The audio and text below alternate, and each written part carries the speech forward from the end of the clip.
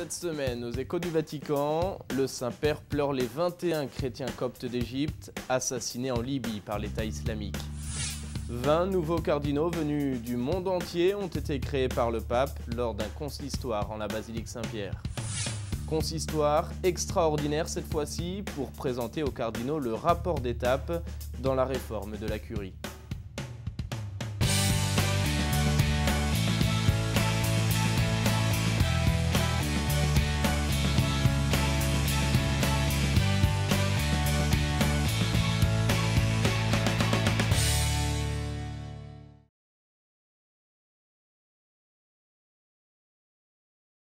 Mesdames, messieurs, bonsoir, bienvenue aux Échos du Vatican avec une actualité très riche ces derniers jours pour le pape et la curie.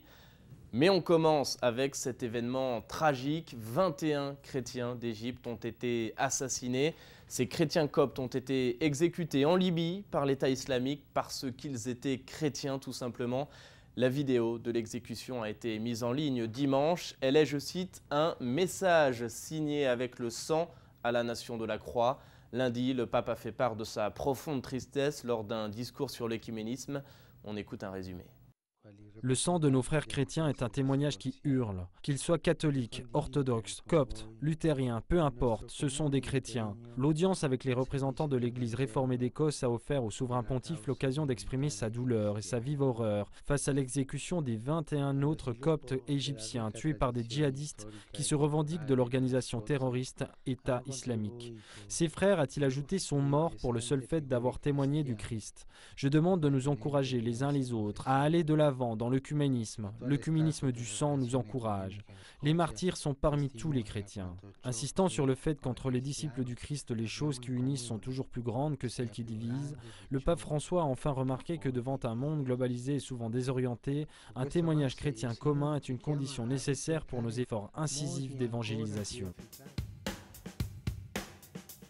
20 nouveaux cardinaux ont été créés samedi par le pape lors d'un consistoire en la basilique Saint-Pierre. 20 nouveaux cardinaux donc venus du monde entier, notamment d'Asie, d'Afrique et d'Amérique du Sud. De nombreux fidèles étaient présents à cette célébration. Le pape émérite Benoît XVI était présent lui aussi.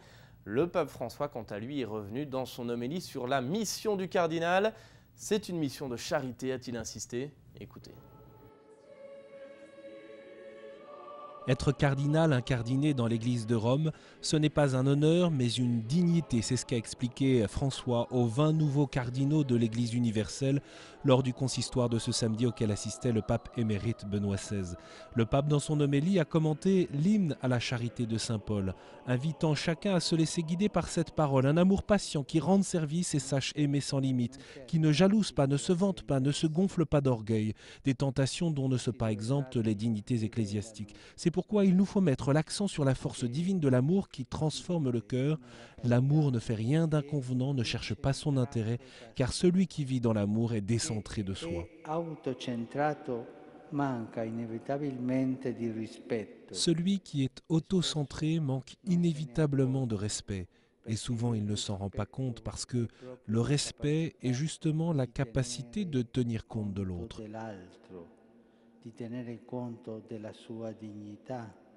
De tenir compte de sa dignité, de sa condition, de ses besoins. Celui qui est autocentré cherche inévitablement son propre intérêt, et cela lui semble normal, presque indu. Cet intérêt peut aussi être couvert de nobles revêtements, mais dessous, il y a toujours l'intérêt propre. Au contraire, l'amour te décentre et te place au véritable centre qui est seulement le Christ. Alors oui, tu peux être une personne respectueuse et attentive au bien des autres. En terminant, le pape a mis en garde contre la colère entretenue, couvée à l'intérieur, qui te porte à prendre en compte les mots que tu reçois, soulignant au contraire que l'homme de Dieu est fasciné par la vérité et la trouve en plénitude dans le Christ. L'amour supporte tout, fait confiance en tout, espère tout, endure tout. C'est un programme de vie spirituelle et pastorale, a expliqué François, rappelant que tout vient de Dieu qui est amour et que pour le vivre, il faut être incardiné dans l'Église et docile à l'Esprit Saint. Les nouveaux cardinaux ont promis obéissance au pape et à ses successeurs avant de recevoir la barrette rouge, l'anneau cardinalis et le titre ou la diaconie de Rome qui leur est conféré. À la fin de ce consistoire ordinaire public, 3 canonisations ont été approuvées, celle de Maria di Gesù Crocifisso, celle de Maria Alfonsina Daniel Gattas et celle de la française Émilie de Villeneuve.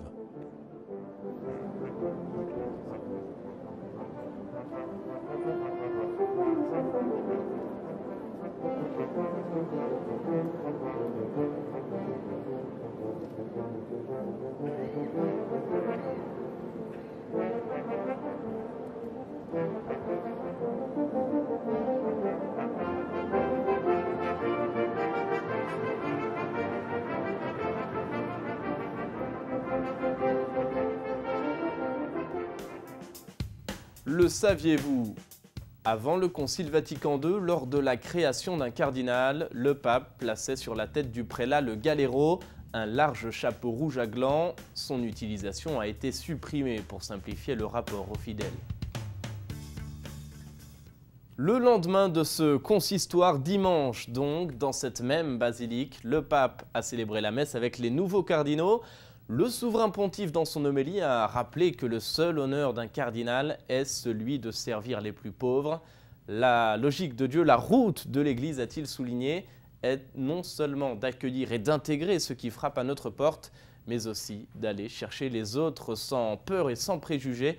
Bref, l'Église, a dit le pape, doit se retrousser les manches et sortir vers les périphéries. Sur l'évangile des exclus se joue, se découvre et se révèle notre crédibilité. C'est la conclusion de l'homélie du pape François lors de la messe pour les 20 nouveaux cardinaux célébrés en la basilique Saint-Pierre, l'aboutissement d'une réflexion intense sur le passage de l'évangile, sur la guérison du lépreux par Jésus. La compassion face à l'exclusion et sa volonté d'intégration, ce sont les 3 concepts qui désignent la révolution du Christ. Avec la logique de l'amour, il rejette la peur, guérit le malade et le réintègre dans la famille de Dieu, scandalisant certains. Car il y a 2 logiques de pensée et de foi, la peur de perdre ceux qui sont sauvés et le désir de sauver ceux qui sont perdus. Ce sont 2 logiques qui parcourent toute l'histoire de l'Église, affirme le pape. La route est toujours celle de la miséricorde et de l'intégration. Cela ne veut pas dire sous-évaluer les dangers, mais guérir les blessures du péché, chercher ceux qui sont loin dans les périphéries. La charité ne peut être neutre, tiède. La charité contamine, risque et implique. La charité est créative pour trouver le langage juste afin de communiquer avec tous ceux qui sont considérés comme inguérissables et donc intouchables. C'est un langage affectif par lequel peuvent être accomplies de nombreuses guérisons. La totale disponibilité pour servir les autres est notre signe distinctif et notre unique honneur, a dit le pape en s'adressant aux cardinaux, les invitant à chasser la tentation de s'isoler dans une caste qui n'a rien d'ecclésial. Je vous exhorte à servir Jésus crucifié en toute personne exclue, a dit le pape, pour quelque motif que ce soit, à voir le Seigneur en toute personne exclue qui a faim, qui a soif, qui est nu, le Seigneur qui est présent aussi en ceux qui ont perdu la foi ou se sont éloignés de leur propre foi, le Seigneur qui est en prison, qui est malade, qui n'a pas de travail, qui est persécuté, le Seigneur qui est dans le lépreux, en son corps ou en son âme, qui est discriminé. Nous ne découvrons pas le Seigneur si nous n'accueillons pas l'exclu de façon authentique. Et à l'issue de cette célébration, le pape a récité comme chaque dimanche la prière de l'Angélus. Place Saint-Pierre devant des milliers de fidèles. Le souverain pontife est donc revenu sur l'évangile du jour, la guérison du lépreux selon saint Marc. L'occasion pour le pape donc d'appeler les chrétiens à se rapprocher de ceux qui souffrent et à se laisser contaminer par le bien. 3 brefs passages de l'évangile du jour ont été parcourus par le pape François lors de l'Angélus sur la place Saint-Pierre. L'invocation du malade, la réponse de Jésus et la guérison miraculeuse du lépreux. François a rappelé que le cœur du Christ s'est approché du malade et l'a touché, s'exposant directement à la contagion. C'est notre mal qui devient le lieu du contact, a affirmé le pape. Jésus nous accueille et nous relève chaque fois que nous recevons avec foi les sacrements, en particulier celui de la réconciliation. Ainsi, Dieu ne vient pas tenir une leçon sur la douleur, ni éliminer la souffrance et la mort, mais prendre sur lui notre condition humaine pour la libérer de manière définitive. Ainsi, nous sommes appelés à ne pas avoir peur devant un pauvre ou un malade. Quand vous aidez les autres, les regardez-vous dans les yeux? Les accueillez-vous sans avoir peur de les toucher? Les accueillez-vous avec tendresse? Pensez-y, comment les aider? À distance ou avec tendresse et avec proximité? Si le mal est contagieux, le bien l'est aussi. C'est pourquoi il est nécessaire que le bien abonde toujours plus en nous. Laissons-nous contaminer par le bien et transmettons le bien. Lors des salutations après la prière mariale de l'Angélus, le pape a rappelé le nouvel an lunaire qui est célébré en Extrême-Orient, une occasion pour vivre la fraternité, lien précieux de la vie familiale et fondement de la vie sociale. Le souhait du pape est que, particulièrement dans cette partie du monde, puissent se construire de relations marquées par le respect, la justice et la charité. Bonjour, c'est connu, le pape François n'a pas pour habitude de mâcher ses mots et ses presque 2 premières années de pontificat sont déjà remplies de tout un tas de petites phrases chocs qui ont marqué les esprits. Alors cette fois-ci, pas de petites phrases, mais une longue et très forte homélie prononcée ce dimanche, une homélie à classer d'ores et déjà avec son discours de décembre dernier. Souvenez-vous, un discours à la curie romaine dans lequel il évoquait les maladies du corps ecclésial et de la curie en particulier. Une homélie prononcée lors de la messe que l'on célébrait avec une vingtaine de cardinaux qu'il venait de créer la veille dans la basilique Saint-Pierre, une homélie pour redonner le cap de son pontificat, pour réveiller quelques membres de la curie et de la hiérarchie de l'Église, une homélie somme toute essentiellement pastorale, valable pour l'Église tout entière. Au terme de 4 jours de consistoire, le pape a donc commenté l'épisode évangélique de la guérison par le Christ du lépreux. Le pape qui a invité, comme le Christ, l'Église, à prendre soin de ceux qui sont exclus sans préjugés, sans aucune peur du danger. Le pape a présenté alors 2 logiques, mettant en garde les docteurs de la loi, ceux qui auraient simplement peur de perdre ceux qui sont sauvés, et encourageant au contraire ceux qui souhaitent sauver ceux qui sont perdus, en assurant, a dit le pape, que la route de l'Église est bien celle de ne condamner personne. Alors évidemment, à mi-chemin entre 2 synodes sur la famille, notamment consacrés à certaines ouvertures pastorales de l'Église, et alors que le style et certaines orientations du pape argentin font parfois grincer des dents, en particulier dans la curie, eh bien on peut avoir une vision simplement et purement politique de ce texte. Mais c'est aussi un véritable programme pastoral que le pape François a livré dimanche, un texte à méditer qui s'inscrit dans la lignée de son intervention à huis clos lors des congrégations générales à la veille du conclave de mars 2013, mais qui s'inscrit aussi dans la droite ligne de son exhortation apostolique publiée l'an dernier, Evangelii Gaudium. La tentation du repli sur soi, on le sait, elle existe de longue date dans l'Église, alors dès lors, le pape François invite avec force l'Église à se retrousser les manches, à ne pas regarder passivement la souffrance du monde. Elle doit, dit le pape en substance, imiter le Christ en toutes choses. Et l'autre gros titre de cette semaine, c'est évidemment la poursuite de la réforme de la curie romaine. Dans un premier temps d'abord, les 9 cardinaux choisis par le pape pour l'aider dans cette réforme se sont réunis à Rome. Ils ont préparé un rapport d'étape, puis pendant 2 jours, jeudi et vendredi, ils ont présenté ce rapport devant les cardinaux présents au consistoire extraordinaire présidé par le pape. L'occasion donc de faire le point sur les chantiers en cours dans le cadre de cette réforme. Un meilleur fonctionnement, une collaboration plus efficace, une complète transparence au sein de la curie, voilà le but de cette réforme. Plus de 160 cardinaux venus du monde entier ont participé à ce consistoire extraordinaire pour faire le point sur les travaux en cours. Il a notamment été question de l'activité des organismes économiques du Saint-Siège, des relations entre la curie et les conférences épiscopales, de la coordination entre les dicastères, ou encore des rapports entre laïcs et ecclésiastiques. Plusieurs cardinaux ont pris la parole pour aborder certains points de la réforme. Tous ont insisté sur la nécessité de la décentralisation et de la subsidiarité, et certains ont tenu à redire l'importance pour le Saint-Siège de disposer d'un organe central, tout en valorisant les expériences des épiscopats locaux. Cette réforme, vivement souhaitée par la majorité des cardinaux lors des congrégations générales précédant le conclave, n'est pas facile à atteindre, avoue le Saint-Père. Elle n'est pas non plus une fin en soi, mais un moyen pour donner un vrai témoignage chrétien et pour encourager un dialogue plus constructif avec tous. Plusieurs interventions donc se sont enchaînées lors de ce consistoire extraordinaire. Réforme des dicastères, décentralisation de l'Église ou encore bilan sur l'économie. Parmi les cardinaux présents dans l'Assemblée, le cardinal Schönborn, il s'est exprimé à l'issue de ce consistoire au micro de Radio Vatican. On l'écoute.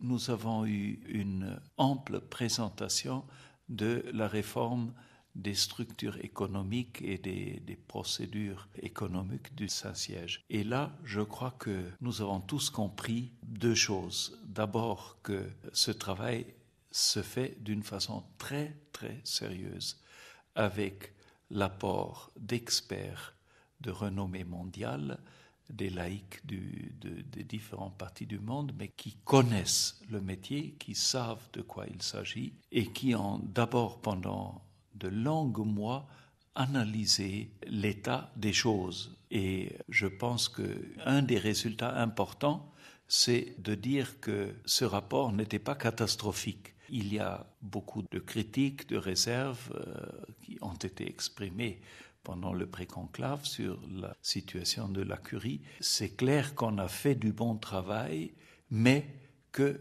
les structures ne sont plus adaptées aux exigences de notre époque, aux standards internationaux de gestion, de transparence, de contrôle, etc. Et donc, on nous a exposé d'abord ce qui a été fait du point de vue analyse de la situation, deuxièmement, ce qui a été proposé au pape, et troisièmement, ce qu'il a décidé de faire et de mettre en œuvre. Et je pense que nous avons tous compris aujourd'hui que le pape veut vraiment une profonde réforme de la curie et qu'il a l'énergie, la volonté, la décision de le faire. Et de le faire avec transparence et avec grande compétence. On voit que ça va dans le bon sens, que ça va de l'avant de façon intelligente, prudente et efficace. Mercredi, comme chaque semaine, le pape présidait l'audience générale sur la place Saint-Pierre. Il a poursuivi son cycle de catéchèse sur la famille entamé il y a quelques semaines. Après donc la figure du père et de la mère, le pape s'arrête cette fois-ci sur l'importance des enfants. Une société sans enfants, dit-il, est une société déprimée. On écoute un résumé de sa catéchèse. Frères et sœurs, les enfants sont un don de Dieu. Ils sont la joie de la famille comme de la société. L'expérience d'être fils, d'avoir été aimé en premier, avant même de venir au monde, sans aucun mérite, permet de découvrir la dimension gratuite de l'amour de Dieu, qui est le fondement de la dignité personnelle. Aujourd'hui, il est plus difficile pour les enfants d'envisager l'avenir. Il est juste qu'ils désirent, sans arrogance ni présomption, un monde meilleur. Mais ils doivent honorer leur père et leur mère afin de garantir l'avenir de la société, car il y a un lien entre l'espérance d'un peuple et l'harmonie entre les générations. Une société qui n'aime pas s'entourer d'enfants, qui les considère comme un souci et un risque, et les familles nombreuses comme un poids, est une société déprimée. La question de la semaine, c'est Fanny qui la pose. Elle demande ce que représente la couleur rouge que portent les cardinaux. Eh bien, le rouge, ou plus exactement, la pourpre cardinalis, représente la couleur du Sénat romain. C'est en quelque sorte donc une manière de dire que les cardinaux constituent le Sénat de l'Église. Mais la pourpre cardinalis rappelle aussi le sang versé par le Christ. Vous avez peut-être vous aussi une question à poser, alors n'hésitez pas, envoyez-la moi sur la page Facebook de Ciel et Lumière ou par courriel à l'adresse suivante info@cieleslumières-tv.org. Voilà, c'est ainsi que s'achève cette émission. Merci d'avoir été avec nous. Je vous souhaite à tous une très belle soirée et à la semaine prochaine pour de nouveaux échos du Vatican.